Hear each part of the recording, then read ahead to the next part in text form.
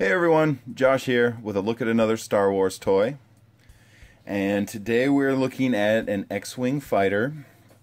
And this is the to scale version. And what I mean by that, if you're not familiar with that term, is they actually built this one larger than your standard X-Wing.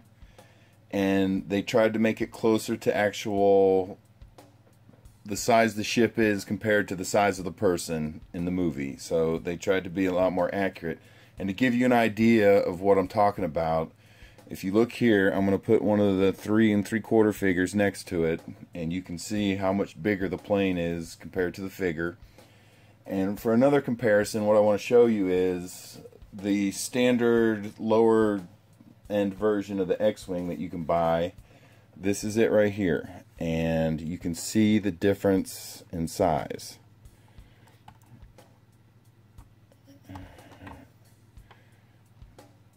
And if you get the standard one, you can see compared to the figure and compared to the other ship.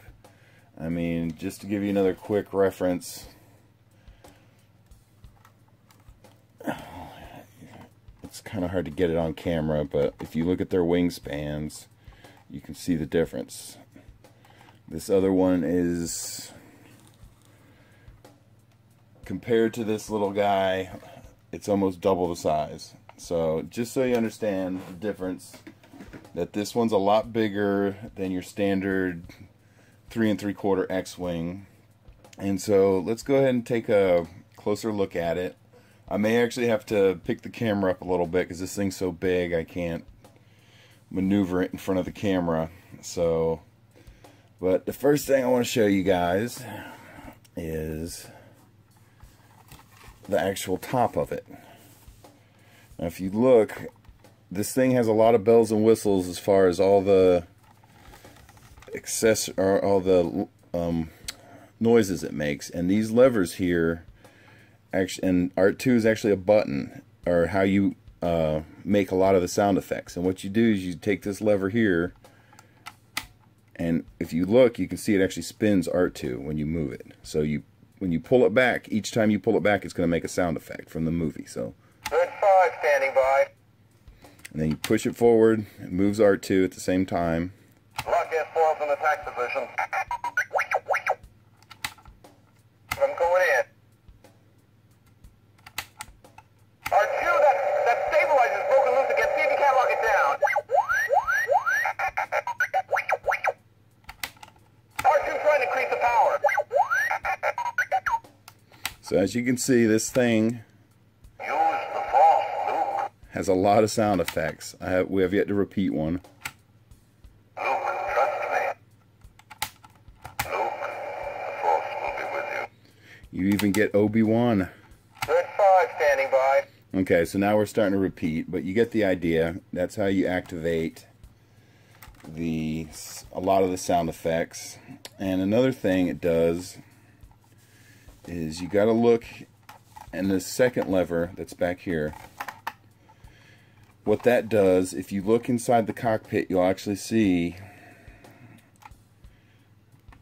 here, let me pick this up a little bit, but if you look inside the cockpit, if I can get this thing to focus here, there we go, you can actually see right here is the targeting computer. And what you do is when you flick the other lever, it moves the targeting computer in and out of his view. And sometimes with some of the sound effects, depending on what it is, the targeting computer will actually light up. I'm going in. R2, that stabilizer's broken loose again. See if you can't lock it down. I think it's the R2 trying to increase the power. Obi-Wan sound effects. And if you look too, R2 lights up sometimes too, depending on the sound. There we go. Use the Force, Luke. Luke, trust me. Yeah, so it's when Obi-Wan talks to him, it lights up. Luke, the Force will be with you. Or most of the time.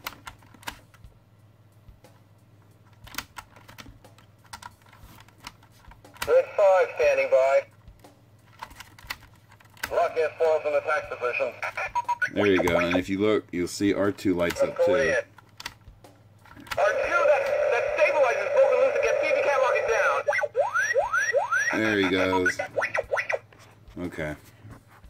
So you guys get the idea. That's how the cockpit and the sound effects work. And one of the things, I think this is one of the better vehicles they've ever made for this line, but my biggest complaint is if we look really close in the cockpit, of course Luke is in there, and to get him out, you just kind of gonna stick your finger under there and pop him out, and there you can see he's in there. But the problem is he's permanently mounted. You can't remove this figure. It's really only the upper half of the figure. Come on, focus. There we go. And he does not come out. So he's permanently mounted in there. And depending on whatever sound effect is using, I think, yeah, see, when you move this lever that does the sound effects, it also moves Luke's head. R2 trying to increase the power. So you see how that works, and that's pretty interesting as well. So to close it, you just snap it, push until you hear snap. It's pretty basic how the cockpit works. There's no levers or anything like that. And the other thing this vehicle does, which is pretty cool, is when you flip it over and look at the bottom.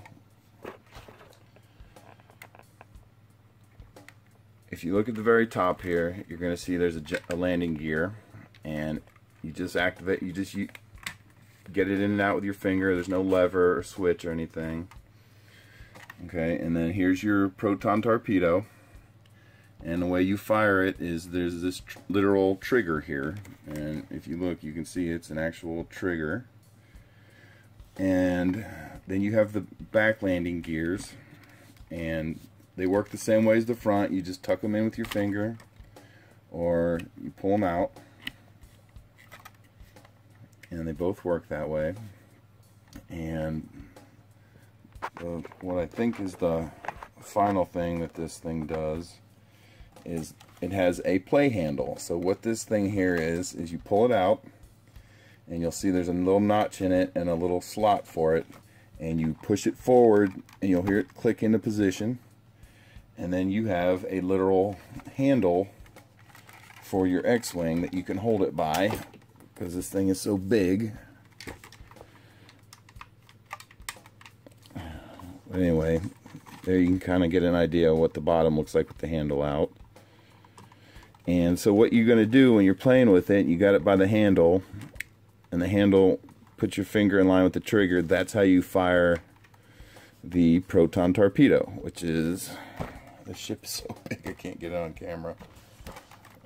It's a little hard to see in the, but this is it right here. Let me see. There you go. You can see it. It's just a red projectile. And so what you're going to do is you just pull the trigger and it's going to shoot out. I thought it actually made a sound effect too, but I guess I'm wrong. But anyway, you just pull the trigger. There we go. I knew it had a built-in sound effect there. But so yeah, also when you pull the trigger, it fires the torpedo and it makes the sound effect. You got to give a full pull on the trigger to get the sound effect.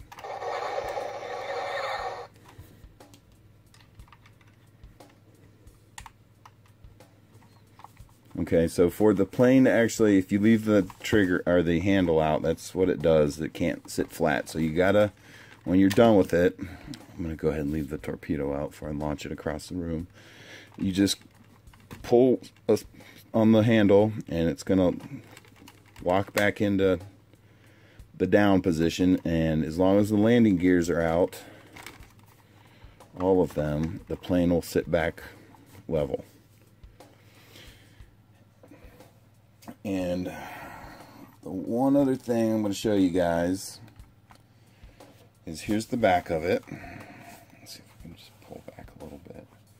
Okay, so this is the back of it, and if you look, you'll see this little tab right here. And this tab is how you open and close the X-foils. So you push it down.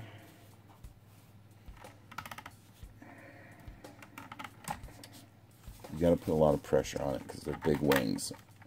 And it might be hard to see because the back of this thing's painted black. But you have to push the tab down and to the right, and it locks it into position. So you push down and to the right. Now the wings are locked out. And when you're ready to release, you have to push the tab down again and back and release it, and it closes both wings.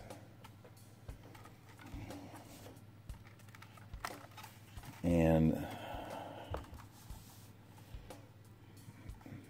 I believe that is everything this ship does. And there it is, everyone. There's your full-scale X-Wing starfighter with Luke in cockpit. And thanks for watching, everyone. Thanks. Bye.